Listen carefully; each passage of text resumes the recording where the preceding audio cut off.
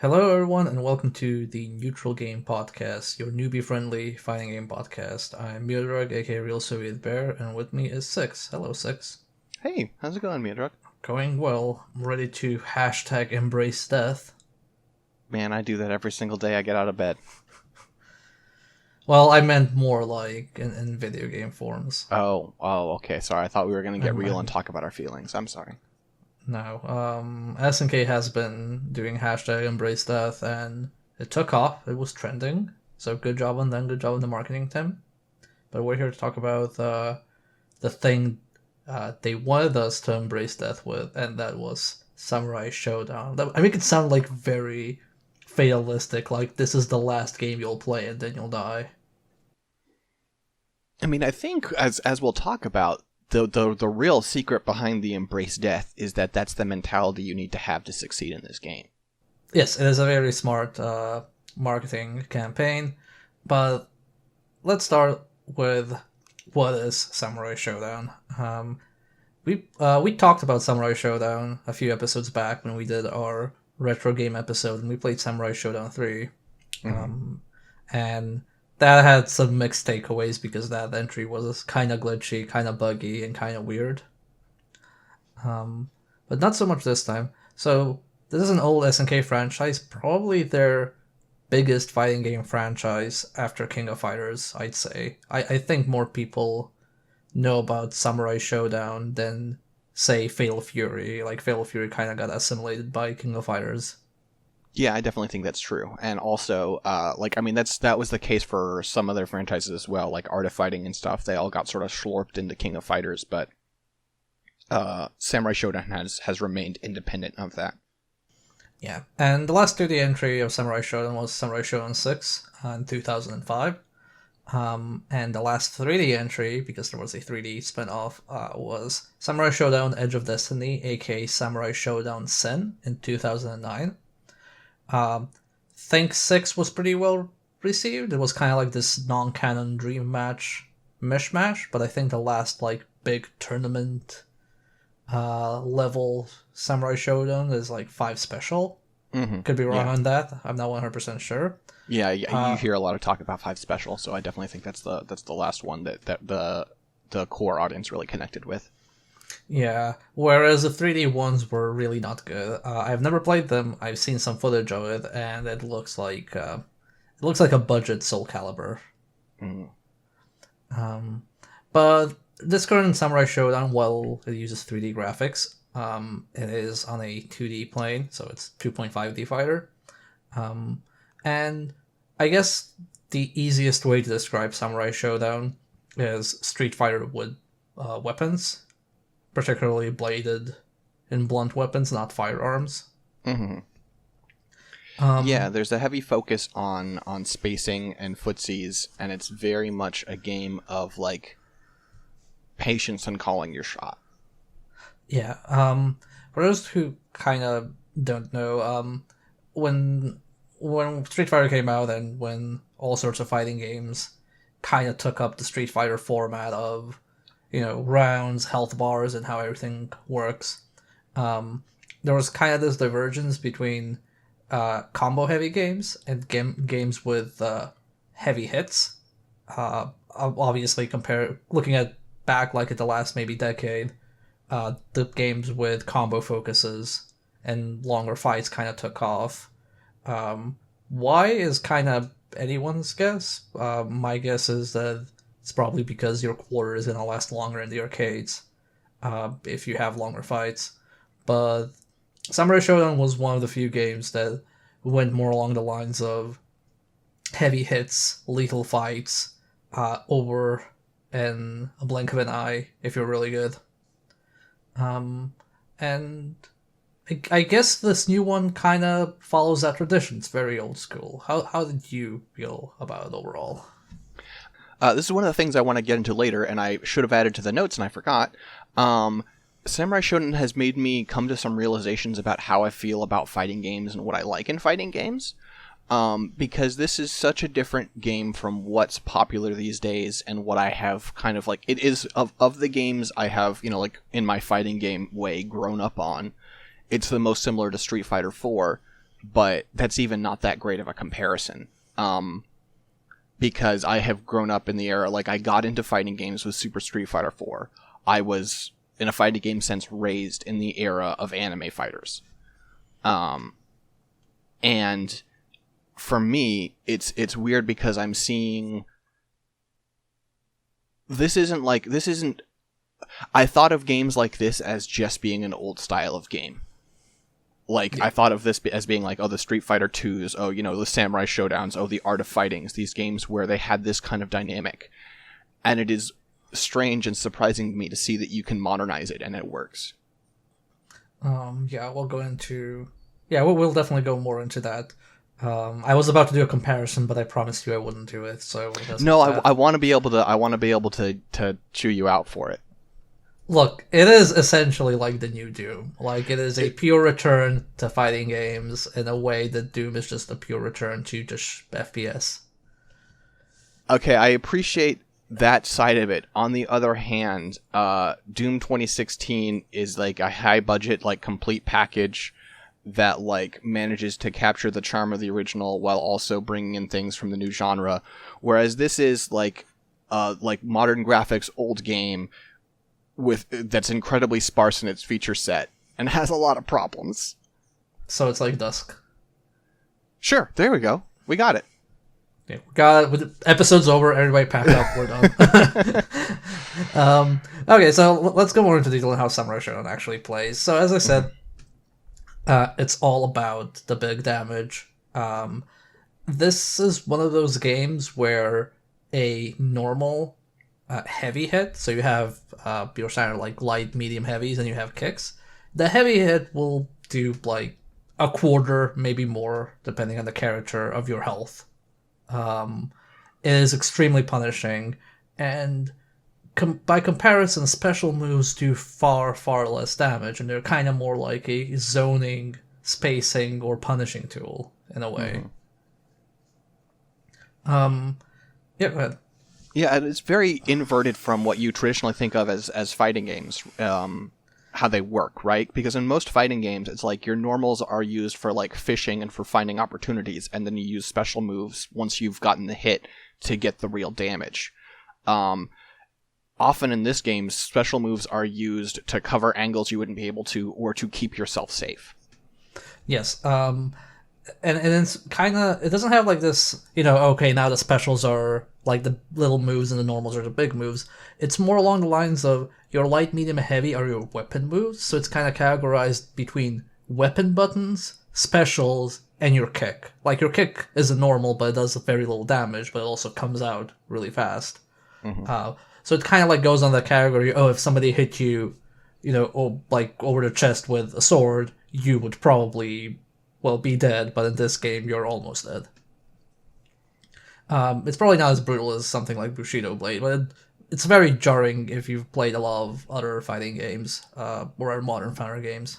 And another way it kind of also stands out is that there are a lot of defensive options in Samurai Shodown.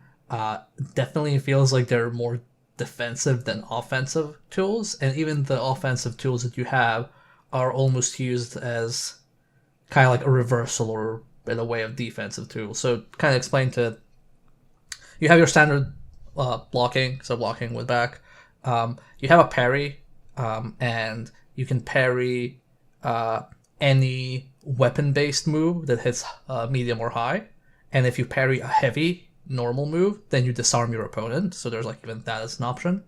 You can dodge, so the dodge is essentially just a sidestep, and you can avoid basically anything, whether it's like a throw, a projectile, a swing, whatever. Your character steps to the side, then ignores everything for like a few frames. And there's stuff like while you're disarmed, you can disarm the opponent as well. So it's essentially you're kind of trying to pierce through some of these defenses and kind of bait them out in a way. Another very like for example, like a lot of like the offensive moves are very unsafe. So like, let's say, you know, I attack you with a heavy swing, and you block it. You have enough time to punish my heavy swing with something very damaging. It's also interesting because this is even represented in animation. Because like let's say you're playing. Let's go with something I'm familiar with, right? You're playing Dragon Ball, and you do a heavy that's unsafe on block. The way that's represented is just like you throw your punch and they block, and then they stop blocking, and your fist is still there, right? Yeah. The way it works in this game is if you block, for instance, if you block a heavy, it's not like their sword just stays there. Their sword bounces off, and there's this animation of them, like, staggering back and trying to catch their balance. It's very telegraphed of, like, look at how unsafe they are right now. Yeah. But then there's, like, this extra layer where, depending on which move is blocked, like, for example, some characters, if you block their medium, while their sword bounces, like, away and they're kind of staggered, they can actually cancel that stagger animation into some specials. Mm-hmm. So you can have this very weird situation where somebody intentionally attacks you with something unsafe because they want you to try to punish them, and then they actually punish you back with a, like, DP, or like any other special, like a Dragon Punch, something like that. Mm-hmm. It's a very strange dynamic, and definitely feels like it's very hard to explain. Like you said, like in Dragon Ball, the dynamic is like, somebody blocks, and then you like hit back. But in this one, you're almost just trying to goad the opponent into opening up, or trying to attack you so you can kind of attack back. Mm-hmm. Yeah, I mean, like, I've seen some high-level play of this. I've watched some, like, a few, like, Twitch streams of people who are really good. I guess probably they'll end up being pros because this game's going to be at EVO. And it's very much like when you watch old-school Street Fighter players play, where they're, like, shimmying back and forth and not throwing a move, right? Where, like, the act of taking a step forward is an aggressive act. Yeah. Yeah, definitely. And it's really fascinating to watch, and it's way more. There's way more going on psychologically than there is going actively in the screen, and I really enjoy that about it. Yeah, and now like describing this, you'd kind of like assume that, you know, if moves do a lot of damage, you only need a few hits to kind of kill somebody. That the matches are very quick, but actually I found that when you play like on a lower level, and then like kind of both opponents kind of learn how to get around the game, the matches actually get pretty close to timing out very often. Mm-hmm. Because everybody's so hesitant of exposing themselves, because if you want to go for big damage, you're taking a high risk, so you really need to make sure that risk is going to pay off. Mm-hmm. And then in addition to, you know, the regular base mechanics, like we didn't go over like exactly everything, there's also like throwing as well, and there's no throw tech, which is kind of weird, but when you throw somebody, you don't actually do damage. You just kind of shove them and leave them exposed for a follow-up attack. But aside from these like base mechanics, there's also a rage meter. And how this one works is it's actually a bit different from like your standard issue super meters. You have this rage meter that appears that fills up as you take damage, or if you manage to instant block an attack, so like if you block at the last possible moment, then your rage meter also increases. And when this rage meter is full, you enter automatically like this kind of enraged state. And in this enraged state, you do more damage. And some of your moves have additional properties, which moves that depends on the actual character, like it's listed in the command list that which moves are enhanced. So they kind of end up in this EX mode. For example, like Galford, the ninja with the dog, his dog, when he attacks you, he like just like hits into you, like he kind of like rushes into you and hits you with his head. But if you're enraged, then that move becomes an Izuna drop, and the dog actually grabs you, throws you into the air, and then slams you in a lightning strike. Mm-hmm. So it's kind of like stuff like that. Or even just more subtle, where it's like his B version of that. Normally, the dog runs up to you and just starts like biting you in the leg over and over, and you can't follow that up, or at least or you can do it from very close. But mm-hmm. during rage, you have plenty of time to run up and continue a combo off of that. Yeah, it's sometimes like solo stuff like that as well. And this rage state lasts for a certain amount of time, and after that, it just the entire bar depletes after a certain moment. Then you have to fill it up again. Um, what how it actually depletes, I'm not 100% sure of yet. I don't know if it's fixed timer. It seems to vary based on how aggressive you are. I'm not entirely sure. But one other thing you can do when your rage meter is full is you can do a disarm super, which is this flashy super that does a lot of damage, and also disarms your opponent. So they lose their weapon, and when you don't have your weapon, you're essentially relegated to a certain set of specials, which depends on the character. Some have more options in arm than others, but you are essentially at a massive disadvantage until you go and pick up your weapon again. And then one thing you can do with your meter, at any point in the match, you can enter Rage Burst. So what happens is when you enter Rage Burst, your character does the standard Guilty Gear style like burst where they push away their opponent. You can enter Rage Burst at any time, even while you are taking damage.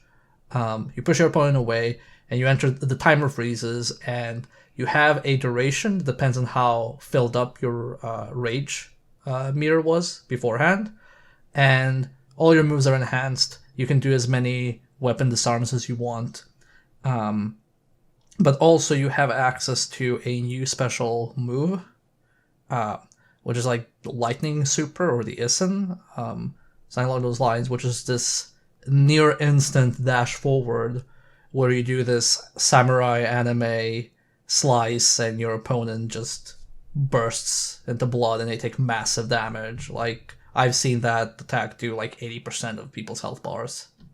Yeah, it erases people, just straight up.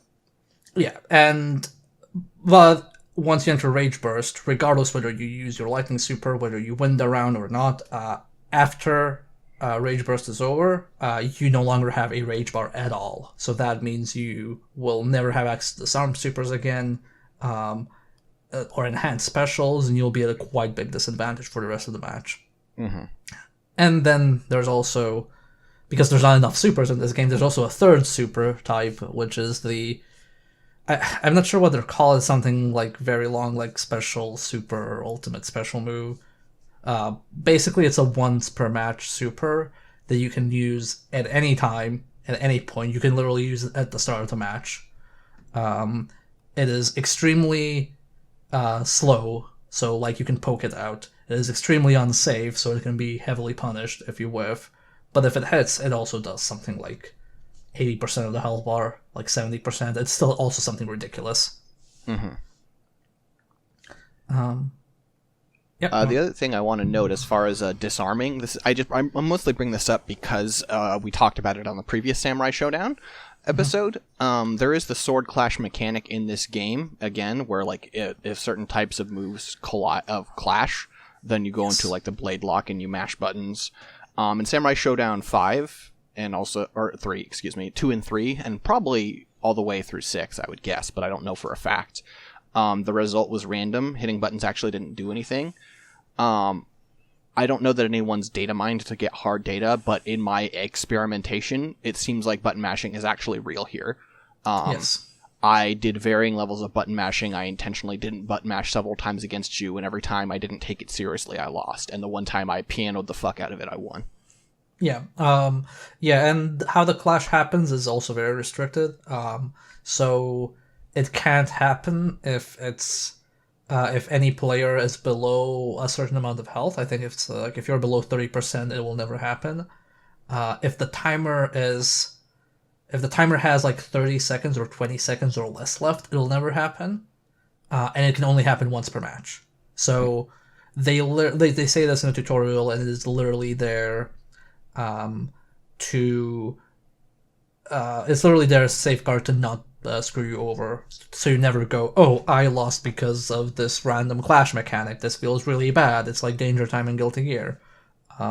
Instead, what they want you to do is, oh my god, Isen is a really bad mechanic, I hate it. We'll go more into that later. Yeah, I think that's like most of the mechanics. Again, it plays very old school. lots of spacing, lots of very hard reads. Like if you've ever, you know how people go like, "Oh, I hate combos. I just want to read my opponent. I just want to play better than them." Just like make a proper call. This is pretty much the closest to that kind of game I've ever seen. Mm-hmm. But we'll go more into detail of that later. Let's talk about the cast, the set of fighters we play as, and how do you in general feel about your choice of characters, like both visually and in general, like playstyle wise? So I would say it's a step above Street Fighter, but I would say it's in the same vein, where I feel like a lot of them are stereotypes in a way I don't necessarily appreciate. Like there's a guy who's the Aztec guy, and he's big and shirtless and throws skulls and screams. And it's like, okay, great. I love Killer Instinct. And like, I mean, there are especially like there's the one you play, Darla Dagger. Well, one of the characters you play. I think she's great. I think some of the old samurai characters are great. But it's a very mixed bag. There's some characters that feel very one note. I settled on Kibagami Genjiro. And this is another one where getting into what I've realized about myself is that I just kind of like to play big idiots. I like to play like a dumbass. And his rekkas, like depending on the buttons you press while doing rekkas, you can choose basically to side switch. And that was basically my game plan. It's just like these big, like doing not that much damage because they're specials, but just like constantly hitting from left or right. You had to guess left, right. And I thought he was very fun, but I also felt like he was not playing Samurai Shodown in the way that everybody else was. That's early game right now. Like a lot, I've heard talks that people say that he's probably one of the strongest characters right now because he's not playing Samurai Shodown. He's just like basically going like a wrecking ball through the entire fucking cast. Mm-hmm. Which I guess makes sense because you have all these characters who are about spacing, about hard reads and everything, and then Genjo just like walks in and destroys them. But yeah, I do like I do think like the choice of playstyles. I went through every character and training mode just to see what kind of moves they have and how they play. And it does feel that they try to cover as many bases as possible in terms of actual playstyles and giving you kind of alternate choices. Like if you want to play a character that has a lot of specials, you have I think Yoshitora. If you want to play a character, like if you want to play a ninja, you have both Hanzo and Galfer who play quite differently. And then like Genjiro, it's kind of like the more direct character. Charlotte, if you want to play more spacing. So they kind of try and cover as many bases. They even added with the new characters. I can't remember her name, but the like Chinese scientist lady has like she's a full on zoner, like setting traps, covering different parts of the screen. So they went out of their way to make sure that if you want to play Samurai Shodown, there are many different ways to play it. I feel like the only bummer in that sense is that I feel like there's some balance problems with the game. So Wu Ru Shang is the Chinese lady, and I mean, like, I haven't seen the tier list. I assume you've checked some stuff out. She just feels really weak. She does. And then there's like as you say, like Genjiro seems a little ridiculous. Mr. Six Swords feels kind of too good. It feels like there's some real inconsistency in the balance here, and I don't necessarily think, like, I'm not going to condemn the game for that. I've played plenty of games where the balance is bad or not great, and that's a thing that they work on, and also it's fine. But it does feel kind of frustrating when it's so much that each character represents a different kind of playstyle, and because they're so distinct like that, that means that there are some playstyles that are just inferior. Yeah. I think a lot of it is also like it's very early days, which is why also Genjo might seem very strong, like because Sure. like you have this entire game plan and you have this character who just doesn't care about that game plan, and obviously like, he'll be stronger. I think a lot of it will depend how people play it. I think like the first Evo tournament might probably be the best indicator. Hmm. Definitely some characters do feel much weaker. Like I think Shiki is pretty bad. But also like everybody, like not everybody, but a lot of characters have some kind of weird broken stuff about them. Like Yoshitora is like pretty much a scrub destroyer, and like Jubei, he seems pretty solid, but like his parries are ridiculously damaging. Like it's a quarter of a health bar. Yeah. So I think everybody kind of like not everybody, but like some characters have like this kind of like this little thing they can do that's pretty good. Like Charlotte has some normals and that are just ridiculous. But yeah, it's the first Samurai Shodown in a while. I'm pretty sure they're gonna be doing balance patches. I kind of feel like balancing something like Samurai Shodown is completely different to King of Fighters 14, so they probably need to get their feet wet as well. Hmm. So I'm Yeah. willing to give them a benefit of the doubt for now. And also, I mean, like, since this is like, SNK's sort of revival, this is their second 3D fighter, as you say. Coming from King of Fighters 14, this is such a step up to me. Well, technically, it's the third if we count the SNK heroines. That's true. That's true. Yeah, yeah, It's okay. Okay, if the line is from 14 to SNK heroines to Samurai Showdown, from heroines to this is actually a staggering step up. You wouldn't believe it was the same company. yeah. It's ridiculous, and even like visually, this game looks so much better than a video footage suggests. Like in the videos, I was kind of like, oh, okay, this is gonna be along the lines of, KOF 14 after the patch maybe. Hmm. But in motion, this game looks really good. Like there's a lot of subtle texture work on the characters, like how their skin looks, how the fabrics look. Hmm. It's stylized in a way that I think video compression kind of messes it up, and also screenshots don't really do it justice. But when you actually see it like on a proper TV screen, it looks really, really nice. It's also a bit inconsistent, right? There are some characters who don't look as good. There are definitely backgrounds that don't look as good. Mm-hmm. Like, I mean, I think the Galleon ship, Mm-hmm. the background of that is just a bunch of like barely animating, like not well rendered NPCs, and doesn't look great.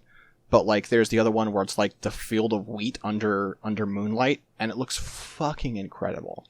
Yeah, some of the stages are really, really good. Like the Kabuki stage, if you ignore the audience in the corner of the screen, which are pretty simply rendered, but the actual stage looks really nice.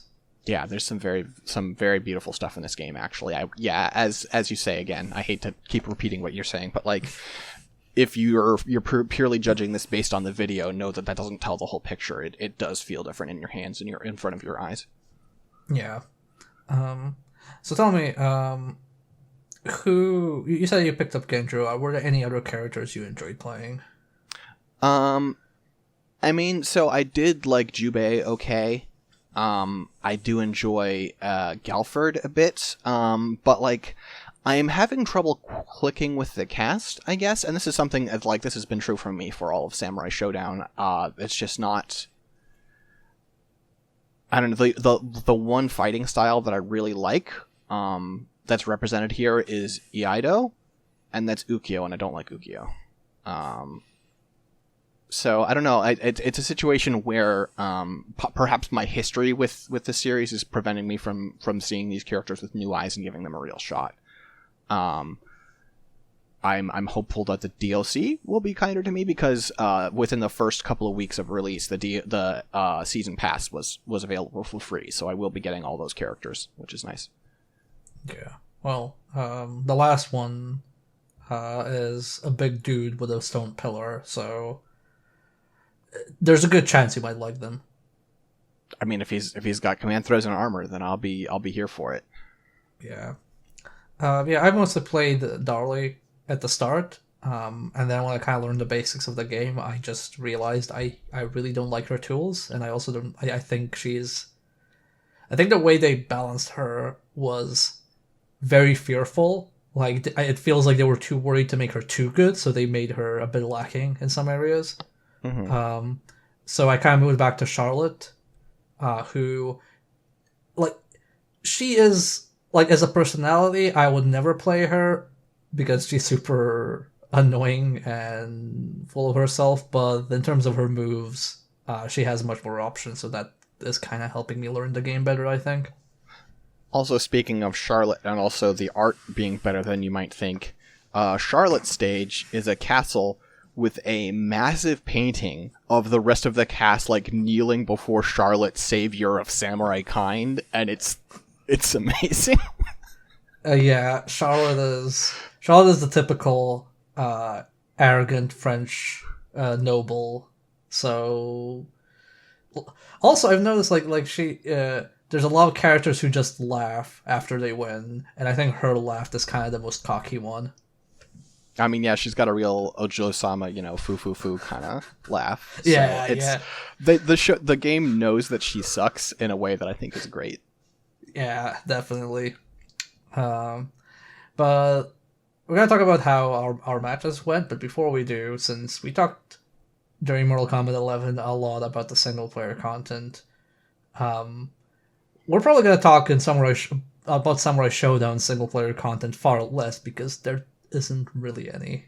Yeah, there's a story mode, there's a tutorial mode, and then there's sort of a ghost mode, which I, as like the shadow whatever mode from Killer Instinct, or like the weird like profiles they did in Ultimate Marvel 3, where it's like, based on someone's play style, it develops like a dry avatar of you and gives it a sword. That mode, I'll touch on that mode first because I feel like there's the least to say about it. It's fine, I guess. I don't really feel like there's much to it. I guess it's good in the way that if you're ever worried that this game's online community might die out, at least you can play against ghosts. I guess. People are gonna be like, no one plays it anymore. It's a ghost town. Ghost and you're town. like, yeah, but it's a ghost town. Yeah, I only realized that as I was saying it, but yes. Yeah, I actually haven't touched that mode at all. I just read a few tweets on release day where people said, yeah, it's kind of busted, and I was like, oh, okay, I'm not gonna touch it then, and I completely forgot about it until I was making notes today. Yeah, I messed with it a little bit, and it's just sort of like, I get, like, the thing is I didn't have any, like, ghosts for anyone I knew, so it's like, it was hard to fact check, but it's like, maybe this person likes jumping a lot? Maybe this person likes not blocking? I don't understand what's supposed to be conveyed here. Yeah. But there was a story mode, and it is extremely bare bones. It is literally the classic style of pick a character, here's an intro cinematic, fight a bunch of people. Okay, now you're gonna fight a person with a unique intro because that's your rival. Okay, now you're gonna fight a very weird SNK boss, which just is kind of there and you're really sure why they're there or what's going on, and then you'll beat them and there's a unique cinematic, or not a unique cinematic, there's a generic cinematic and then a unique epilogue, and that's that. Good job, player. So I did, I've only done Genjiro's story, and as a person who doesn't know the series' like lore that well, when I found out his fated rival was Shiki, and basically their interaction was just him being like, why do you got your boobs out? And she was like, shut up. And then they fought. I was like, that's the one story justification for a fight you could have? Like, that's like, this is the one moment of story he gets? I don't... Wow, that's far worse than... I play with Ukyo and Darley, and Darley was, oh, I'm looking for a masked man who fucked up my ship, and then she thinks the masked man is Tam Tam, and then she beats up Tam Tam, and it's like, oh, it's actually not him. And then you fight the final boss. Classic fighting game trope, though, right? Where it's like, oh, like, I'm looking for someone who uses a red sword. Oh, this person uses a red sword. And then you beat him up, and then it wasn't them. Yeah. Very, very traditional. I actually do not remember who Ukyo's rival was. I mean, I would guess that it's fucking Haomaru, just because they're like traditionally opposed, but Maybe, I don't know. I know his story. Like, his story was so dumb. I actually like. I abstained from making him my main after that story. Because his story was, he's dying, and he's been dying in the entire Samurai Showdown. He has tuberculosis. There's no cure. His days are counted. That's it. And he's looking for the perfect flower for his beloved, and that's the story. He's on a journey to find the perfect flower for his girlfriend. Genjiro doesn't really have a story. Genjiro's thing opens with him being like, he was gambling, and then he lost, and he was grouchy, so he left. And then it's just like, okay, then why is he... Okay, and then he shows up, and he's like, Shiki, put a shirt on! And then you fight the boss. Yeah. Yeah. And the boss is like... So I wonder, because I played two quote-unquote good characters. When Genjiro beats the final boss, is she all like, "Oh, you taught me that there's still kindness in the world. It's all not all just despair"? Does she have that? Remember? Because like the entire boss's shtick is this like lady who refuses to pass on to the afterlife, and she becomes this vengeful spirit, and then you get to the final boss and you beat her, and it's like a gimmick boss fight. It's like in Blaze Blue, how they have in the final story mode, like bosses that are just impossible to be playable. It's not an actual character, it's just like a thing that you punch a lot. Mm-hmm. And then you beat the boss, and she turns from this like, Sadako style black hair over my face, I am evil type of person, to, oh, my skin is clear, my vision is fine, everything is cool. And then she goes like, oh, thank you, you taught me that it wasn't just suffering in life, there were nice things in life. I can pass on to the afterlife with a clear conscience now. She just fucks off. Mm-hmm. And then the tree she was under is very pretty, and both characters I played as commented, wow, this is a really nice view, these flowers are really nice. I want to believe, because I may have accidentally skipped the cutscene now that I think about it, because I was really not having fun with that boss fight, and I just wanted it to end. I want to believe, since I don't remember in the slightest and might have not seen it, that Genjiro beats her up, and then she's like, oh, I'm ready to pass on, and as she leaves, Genjiro's like, and put her shirt on! Probably what she did not have a shirt when she talked to me in the cutscenes, yeah, so... She was lacking a shirt, and apparently Genjiro's not a fan of that. Ironic, considering he doesn't wear a shirt. Well, he's a man, it's different. Some double standards there. Well, that's how you know he's a villain. No, the lack of shirt is there so you can see the scar on his back, so everybody knows how edgy he is. That's true. His kimonos really do, or not his kimonos, excuse me. His his hakamas really do look sick, though. Some of the texture work on that is just really amazing. Yeah. But yeah, the story mode is actually really not good. They literally could have had a arcade mode, which actually no, it is this arcade mode with a final boss and a cinematic. That's what it is. And to be fair, we did complain how a lot of the single player content in Mortal Kombat was like there was a lot of it, but we didn't like the core game. And here, I feel like we both like the core game, but we don't really like the single player content. I'd rather have this variant, but it is definitely for sure. If you compare it to something like even like Guilty Gear or Blaze Blue or stuff like that, it is like super sparse on the content. It's much like lower budget. Mm-hmm. Yeah, definitely. Or maybe lower budget is like a bad way to put it. Like I feel like all the art, all the the menus, how they look, like all of that looks very, very nice. Like nothing looks cheap, but it definitely looks like, oh, we did not have time to allocate resources to this. Mm-hmm. It seems a little rushed. In a sense where it's like you feel like they got the core fighting action down. And SNK has not made a Samurai Shodown in a while, so I can imagine it took them a little bit to get back into the feel of things. And by the time they nailed it, they're like, okay, we just have to ship it. Yeah. That's also pretty clear with the tutorial because the tutorial only goes over basic and advanced mechanics, which is basically just movement and special stuff that only Samurai Shodown has. Hmm.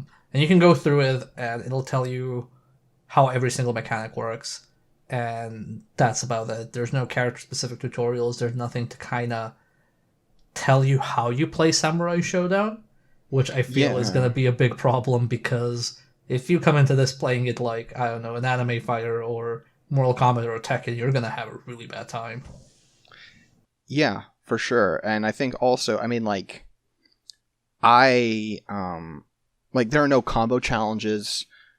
There you can look at a move list in game or in tutorial, but like the move list doesn't really tell you what moves do. It just says like, okay, this is a move basically.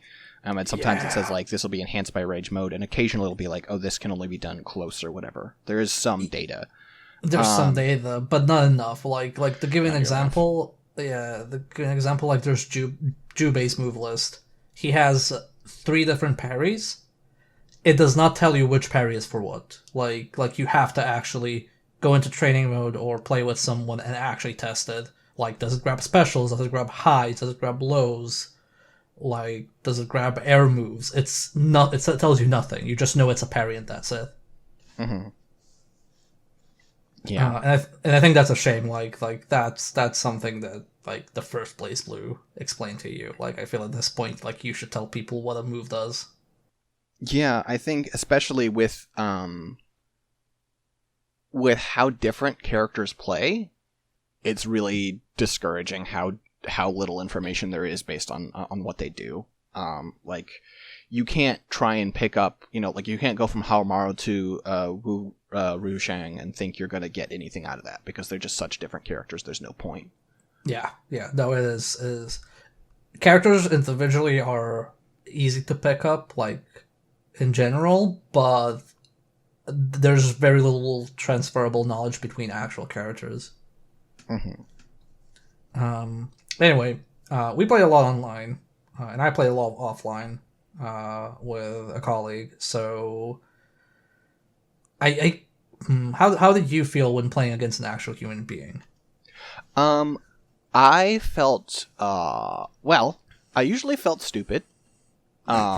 Because it turns out after committing to making Dragon Ball my game, I need to it's let's go all Star Wars, right? It's like I'm picking up this game and it's like this is great. There's so much I already know, and it's like and the game goes that just means so much more you have to unlearn because I love hitting buttons and I get destroyed.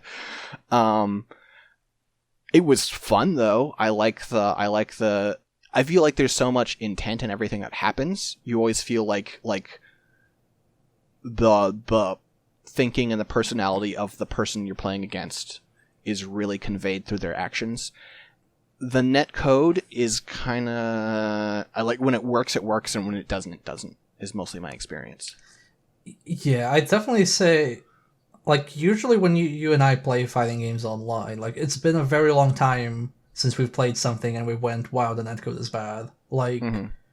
Like we started off with Blaze Blue Chrono Phantasma, and since then, like, almost everything has had a consistently good netcode.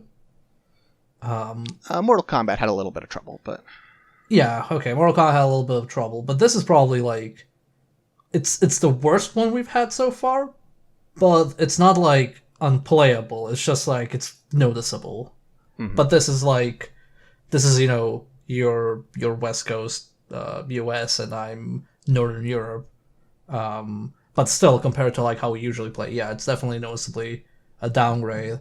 As far as playing with randoms, I've had some matches where the connection was really bad, and some matches where like I was playing with somebody from Britain and somebody from the US, at least by their location indicator, and it was like no lag whatsoever. Hmm. So I guess it depends a lot who you're actually playing. Yeah, I guess so. Um, yeah, I think overall the netcode is solid. I mean, like I think a lot of the thing is that we mostly play ArcSys fighting games, and ArcSys is the best at netcode in this business. Um, So we are a little bit spoiled, I would say. Yeah. I think for the most part, this netcode will serve you well. It's not mind blowing, but I think it'll do what you need it to do. Yeah, and I've played against people like cross-continentally and worked like fine. Mm-hmm. So you should be okay. If you have a decent connection, you should be okay.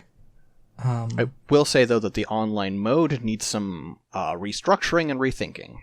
Yeah, the UI flow. I don't think I've ever mentioned it. Have I ever mentioned UI flow in this podcast? But like, No, I don't think either of us have.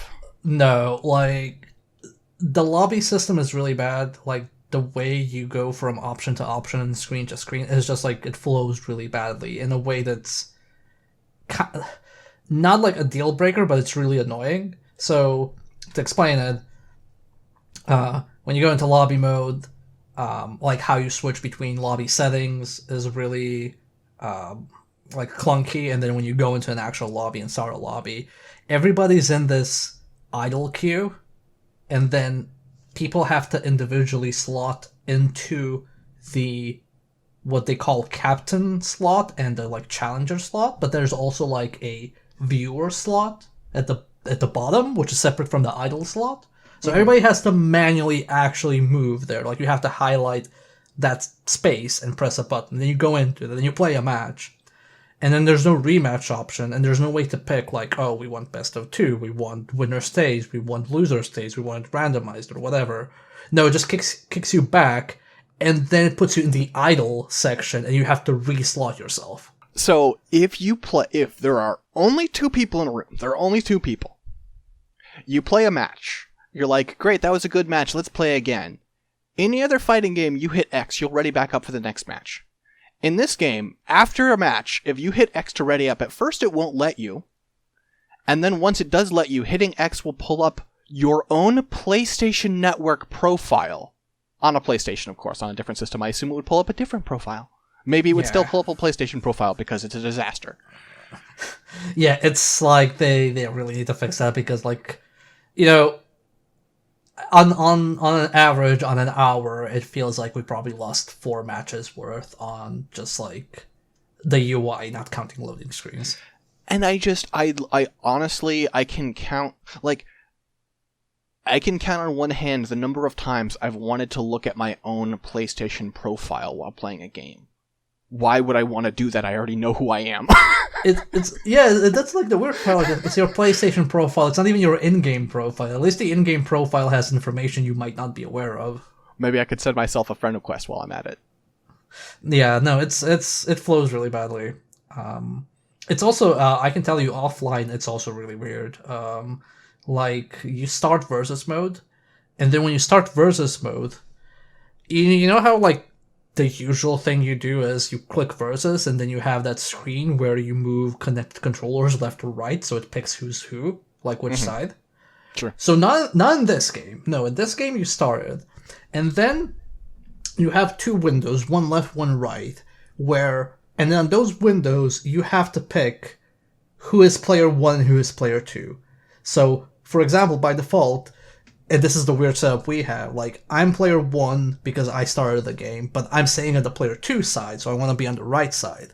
So what I have to do is, I have to change the setting on the left side to be CPU, and then my friend on the right side has to set it to player 1, aka tell it player 1 is on the right, because he's controlling the right window, and then I have to set it from CPU on the left to player 2 on the left, because you can't pick, like, it doesn't let you pick the other player if it's highlighted on the other side. It's really weird. And it's just like it's really weird. It almost feels like people haven't played like a fighting game on a console in like years.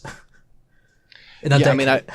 I really just I think we both just strongly suspect that the case is that they were like, okay, we have to get this game out the door. And, like, refining the UI was not the priority. Yeah, like, all the stuff we're complaining about, even the story mode, like, even though people don't usually actually know Street Fighter V tried to fix the story mode post-launch, even though usually you don't fix story modes post-launch, all of the things we're complaining about, they can be fixed post-launch. If your core game isn't good, that's much harder to fix. Mm-hmm. And that's why no one still likes Street Fighter V. Well, not no one, but no one should. Ooh, hot takes. So yeah, I play a lot of offline. Definitely my friend who played a lot of Street Fighter 4 has the advantage because he is much more used to that and he is generally better at fighting games. And I think we both like it. Like at the start we were like, oh my god, this heavy does, so much damage. This is ridiculous. This makes no sense. But then afterwards matches started lasting longer.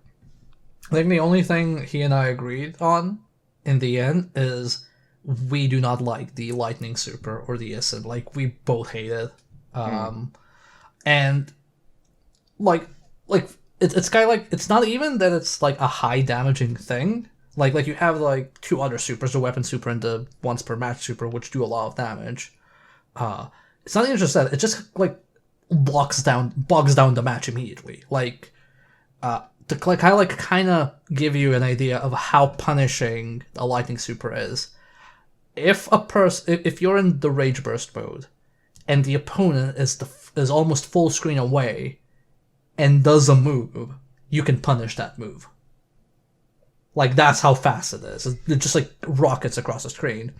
And when one person enters lightning mode, it just bogs down the match because you can't really do anything, and they can try and run up to you and grab you, and then like combo from the grab into the lightning super, and it just like bogs down the match. And then if both people activate the rage burst mode and both are trying to like find an opening to do the lightning burst, it's just like you're better off turtling because whoever's more aggressive, if they mess up and don't bait properly, they lost the round, and if it's the last round, they lost the match. And I think the main part is like this is like logistically speaking, like I don't want to like sound like when like Tekken introduces supers and then everybody's like, oh my god, they're making it easy for casuals. This is like anytime I won with the lightning super, I never felt good. Like it never felt like, not necessarily that I didn't deserve to win, but it's more like I'm not getting anything out of this win. And for my friend as well, like whenever he won with a lightning, like you have to use it because it's good. But whenever he won because of it, it was just like, yeah, like it doesn't really feel nice to win with this. It's just like really like ham-fisted.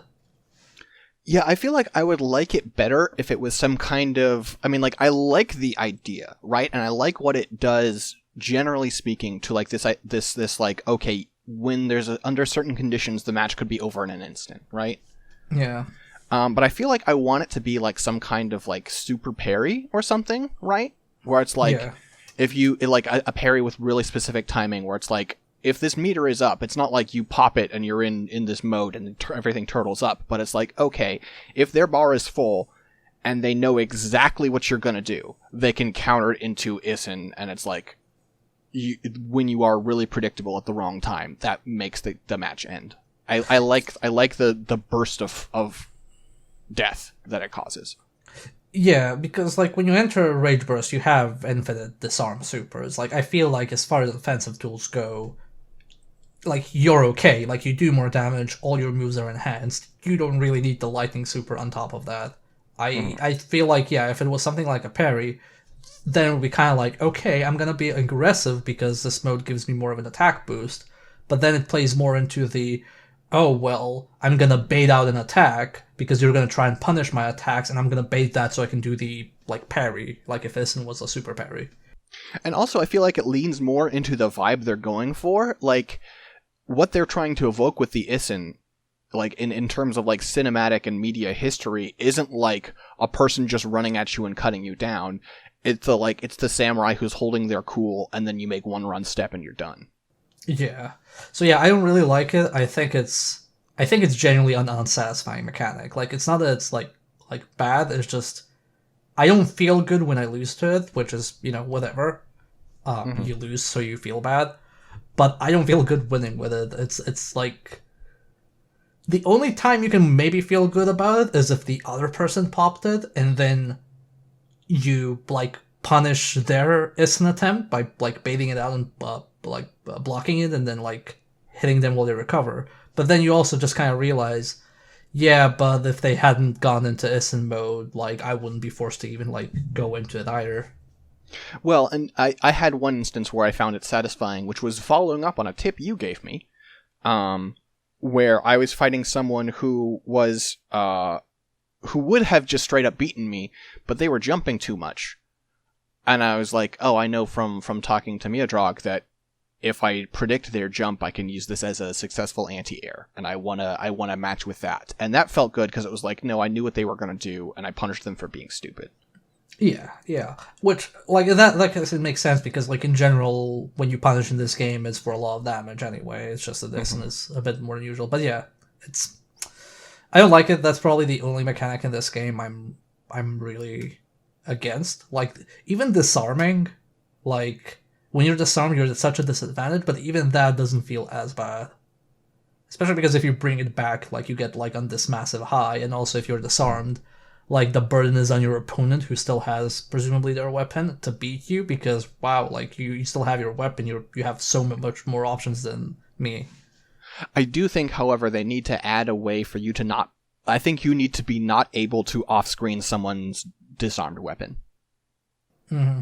I think that's too strong, because, like, I mean, we only had it occur once in our matches, but I've seen it happen elsewhere, where, like, if you get disarmed and then someone manages to, like, through, like, pressure, walk you off the screen so your sword is no longer on the screen, there's nothing you can do about that unless you pull off some, like, massive brain genius play. The round is over, and it's just a matter of time.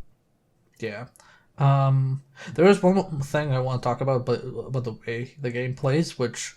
I this is just a feeling, so I'm not like... I haven't actually tested this and confirmed it. But I feel the move buffering is a bit weird, and this is based on offline play, not online play. It feels a lot of times like the game buffers motions, but it doesn't buffer the actual attack buttons. So you get sometimes in these weird situations where you turn around and you, like, end up with a DP or something like that. Yes, like, absolutely. Yeah, so I've had that. So I would try to, like, figure out what it is, and the best theory is, like, yeah, it's buffering motions, but it doesn't actually buffer the exact button, which then also leads to some situations where when you have, like there's this thing with Charlotte when you push the opponent forward, like when you grab them and you push them forward, like with a forward throw. Mm-hmm. She can follow it up with a low heavy hit, but I think there's, like, a range. Like, I think it's like you have to do it within a certain number of frames. So if you're just, like, pressing the button, you might mistime it and it'll actually not connect. Whereas if it was buffering it would do it at the earliest possible moment. So that's why I'm thinking, like, yeah, it's probably doing that. It's, like, not buffering actual button presses for some reason. Well, and it's especially egregious, I feel like, in cases like, I mean, a lot of these characters, the way their movesets are laid out, like, again, I'll go to Genjiro because that's the example I know. Genjiro's specials are 236, 623, 214, 421. So, like, quarter circles and DPs. And so you get, like, because of the very generous input, like movement, but not button buffering, you constantly get the wrong move. Yeah, there's something that feels off about it, and what else was there? There was also stuff like when you dash forward, like what I'm used to in other fighting games is, like, I would dash forward just a bit, and then press an attack button so that when the dash ends, like, at the earliest possible moment, my character attacks. Mm-hmm. But because it's not registering the attack button, what would happen is I would stop dashing, I would press the button, but I'm pressing that button during the dash recovery. So it just skips the button, so I like just walk and dash and stop and, like, stare like an idiot and get hit. Mm-hmm. So dashing into a normal doesn't really work very well, but dashing into a block works amazingly. Yeah, it's very strange. And for example, one other thing I can do, which is, like, this is so because this works like that, like, it requires very precise input, but it also leads to really weird situations, like. Charlotte has this neutral kick where she hops forward and, like, hits you with her knee, like Guile style. And the thing with that one is so fast, it is so safe, that if you keep pressing kick and keep holding back, you can cancel the kick into a block. and it's safer for you to actually move forward with the knee than actually dashing forward. And in a lot of cases, it's safer than walking forward. So because it's like buffering the motion, so like you're automatically queuing up the block, but it does, but you can't like buffer attacks, so you can't. It's really weird. Hmm. But yeah, it.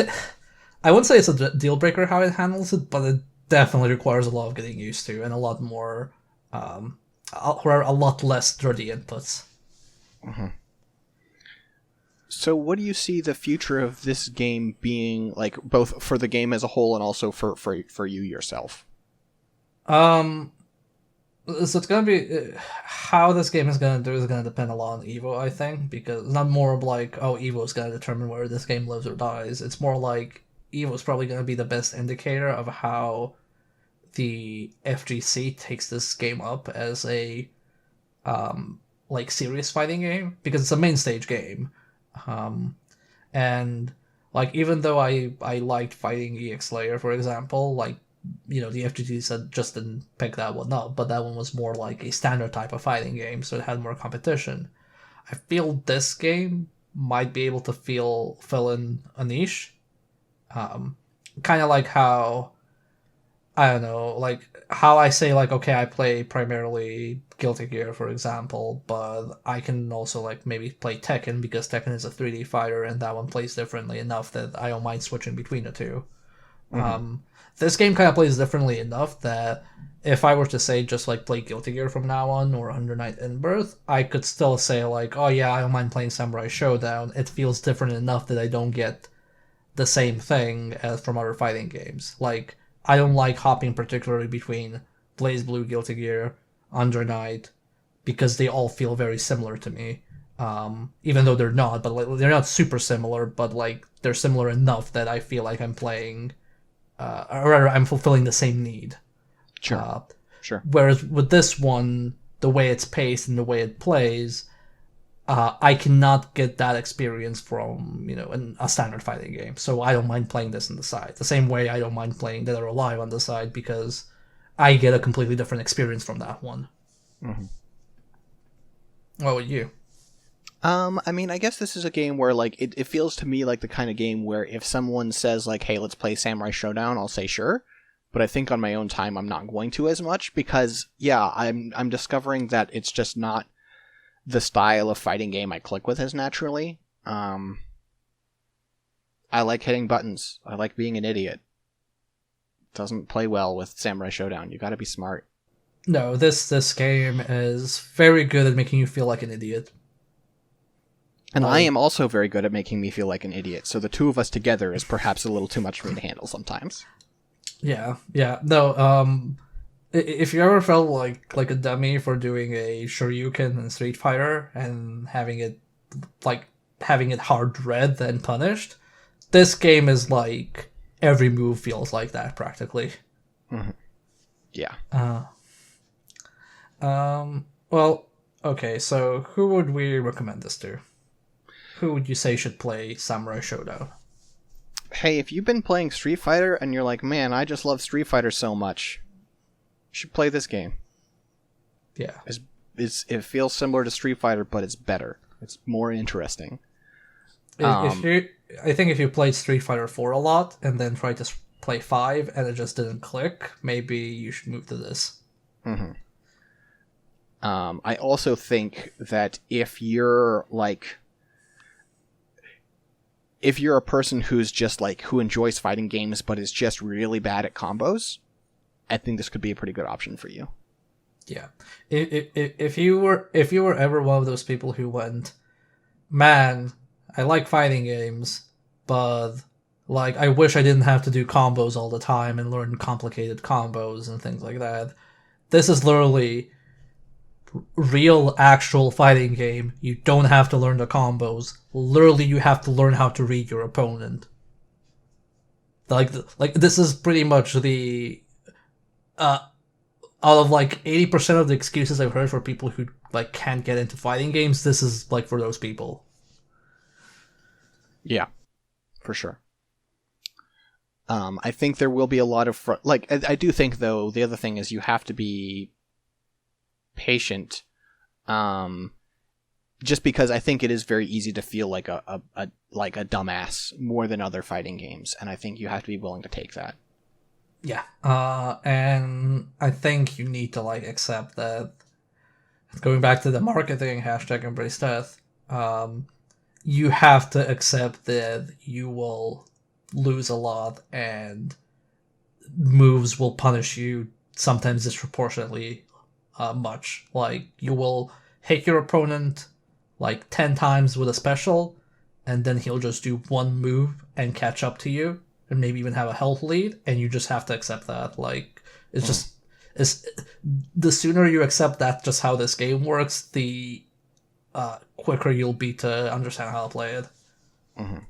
Yeah, you always have to be looking for, like, you don't just have to be looking for the opening, you have to be looking for the opening that you're offering. You have to be constantly aware of the ways in which you could be hit, and let that make you inactive, because in this game it's better to be careful and take your time than to try and rush to produce a result. Yeah, and you have to like... You have to respect all of your opponent's options, including that super that he can do only once per match at any point. You have to like keep in mind, yeah, like they could even do that. Mm-hmm. Yeah. But yeah, anyway, 6. Where can people find you? You can find me on Twitter at 6detmar, SIXDETTMAR. I have a pinned tweet that tells you all the stuff that I do, which seems to be more and more these days, which I'm excited about. I will specifically shout out the Patreon, patreon.com/ScanlineMedia, where there's the Oops All Anime podcast for patrons. There's Oops More Anime Gundam Unicorn for not patrons. You can just listen to me and my friend Alan talk about Gundam for free. And then also on that Twitter page, the pinned tweet, you can see all the other free shows that I do, which is a lot. Alright, and you can find me on Twitter at MDKII, that's MDK Roman numerals 2. You can also check me out on Twitch. I stream a lot, including fighting games sometimes. It's twitch.tv/RealSovietBear. And both my Twitter page and my Twitch page have a link to a bunch of other associated things, like my Discord, and YouTube page and other stuff I do. So check that out. Mm-hmm. Anyway, everybody, peace out. Bye. Peace. #embrace death.